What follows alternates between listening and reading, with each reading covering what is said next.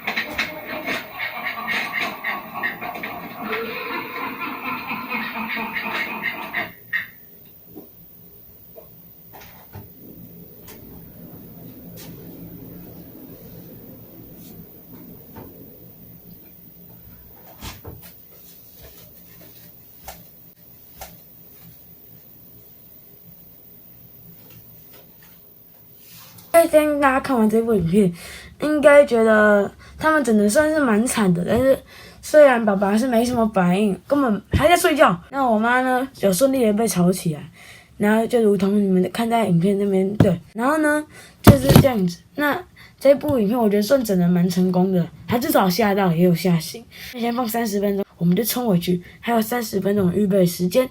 那这样子呢，就很顺利的让我们两个在30分钟内有充裕的时间睡着，并且当影片播放的时候，我们早已在入睡，是真的入睡，完全不会相信我们放的影片。